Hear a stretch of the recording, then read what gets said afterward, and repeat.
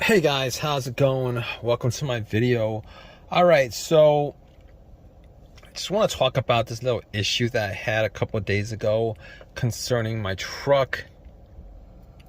And here's the thing about it. Was not even expecting this issue at all, because the truck's been driving fine for a long time, a good while. I haven't even had battery issues with it, and the battery hasn't even been changed ever. I haven't changed it. I bought it used, haven't changed it. So, and it drove fine all day. Went to the park jogging, got some ice cream. It was hot out, and drove it all day. No check engine lights, nothing like that. Made sure, part of the troubleshooting, that there was no check engine light, because if there was a check engine light, that was an obvious issue. But in this case, trucks drove fine up until the point where I was going to McDonald's, parked it, and then out of nowhere, after I got out and tried to start it, it would crank, but it wouldn't turn over. Had some really strong cranks, but it wouldn't turn over. I tried it once, twice, a couple of times, didn't do anything. So at that point, maybe I was thinking to myself, probably wasn't anything to worry about. Maybe it was a glitch or something like that. I shifted shifted to neutral, a couple different positions, tried to start it, had the same issue, wasn't able to get it running. So I was thinking to myself, okay, maybe it's possible. It's possible that maybe it's the battery that needs to be changed up. Haven't changed it, haven't touched it for a while. Maybe it was dirty, etc., etc. So I actually turned on the headlights just to make sure that. Now, mind you, it was a strong crank. The headlights were working really bright. But I went to the battery anyway, looked at it, just so I could eliminate it. I looked at the battery terminals. It was corroded. It was corroded. There was some bluish white stuff on the top. It was corroded. Battery terminals were corroded. It was a little bit loose. So I was thinking to myself, you know what, maybe I just clean this up. And hopefully it'll fix the situation. So I had a wire brush. I had a couple of tools. Took the wire brush and poured a little bit of Coke on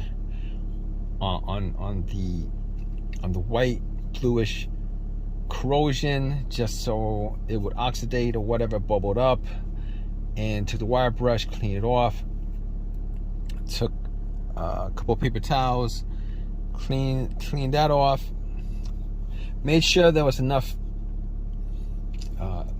contact between metal to metal, not corrosion to metal. So I popped it back in,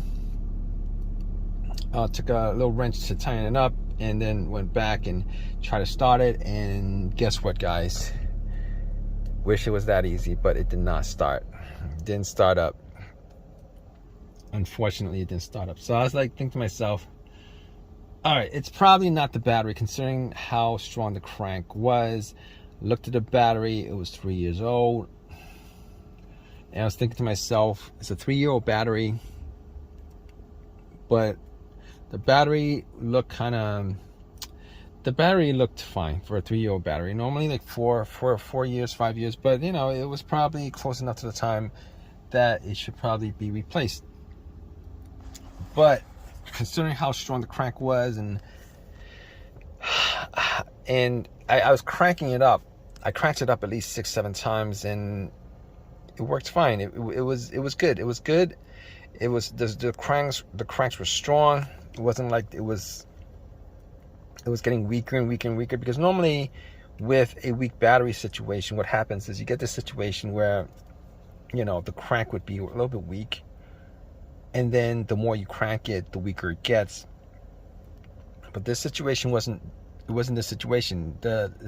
It cranked up pretty strong, even on the 7th crank. So I was thinking to myself, you know what, I'm going to eliminate the battery. The battery is probably good. And I was thinking to myself, okay, so I'm going down the list of things that it could possibly be, right? The crankshaft, the crankshaft's position sensor, the camshaft position sensor, the manifold sensor, the throttle position sensor, all the sensors. I was thinking about all the sensors. Maybe it could be any of those sensors. Maybe one of those sensors went out. A couple of those sensors went. Maybe I couldn't tell. All right. But here's the thing about it. I did not have an OBD2 scanner on me. Was not able to scan it just to see whether it was any of those sensors that was the issue. And then I thought to myself, you know what? I did not notice a check engine light. I haven't seen a check engine light on the dash since ever, actually, on this truck. So I was thinking to myself, okay, it's probably none of those things. You know why I know it's probably none of those things? You know why how I deduced that? I deduced that by here's the think process is with troubleshooting with that. Normally what happens is, if any of those sensors had issues, like the mass airflow sensor, the throttle position sensor, the camshaft, the crankshaft, any of the sensors that would be causing this situation would generate a check engine light. It would generate a code saying that either the sensor is off, or the reading was off, or one of those things was off, and then you would have this situation where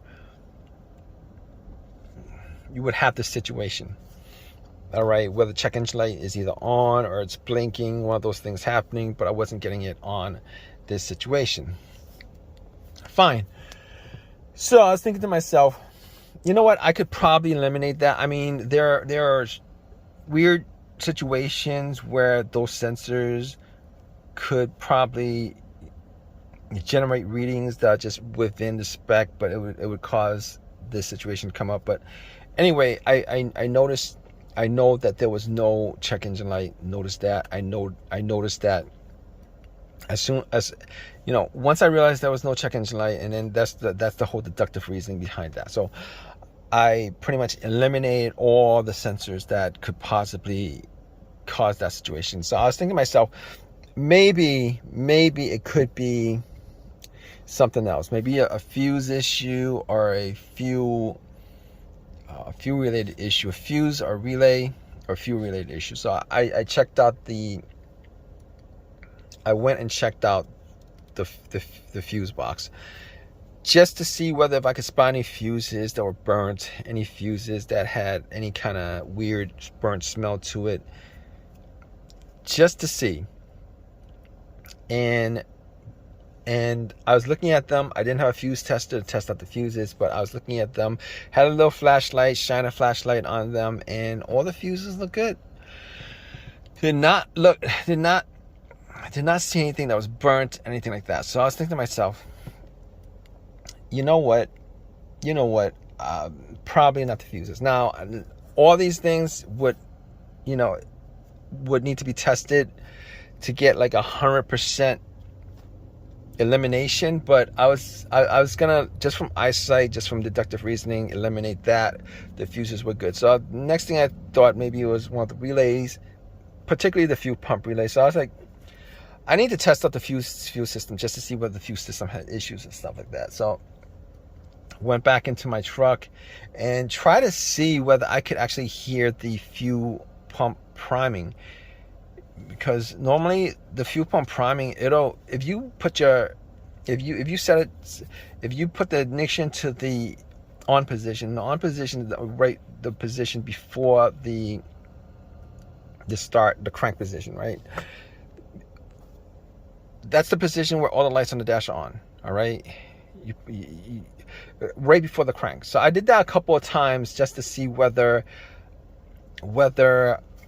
I could hear hear the fuel pump priming.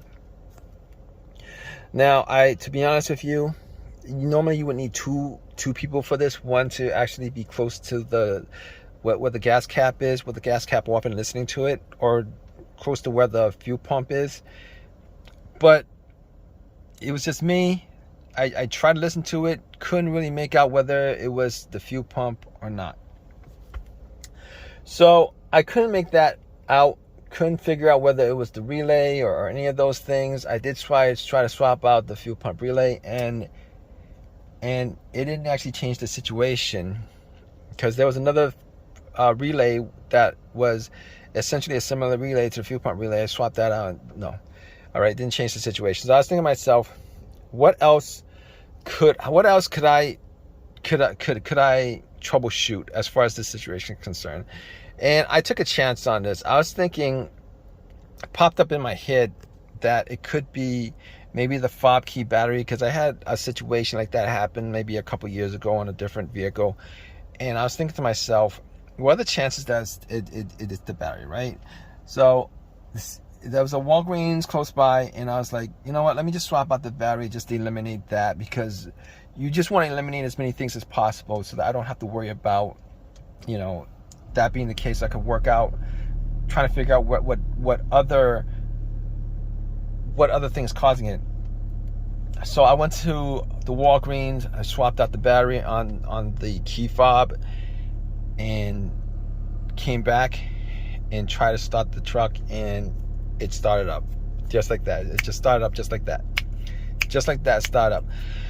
It worked. Just like that, start up. So if you guys are in this situation, definitely, what you guys want to do is you want to eliminate as many things as possible, and you want to eliminate the easiest fixes as possible, right? Now, if you think that you haven't changed out your key fob in a while, definitely, if you guys are in this situation, definitely try that, changing that out, because that's going to be an easy fix. You guys get your truck started in that situation. But regardless, this has helped you guys out. If you guys have any questions, definitely leave a question in the comment section. Please subscribe. Please give me a thumbs up. All that good stuff, right?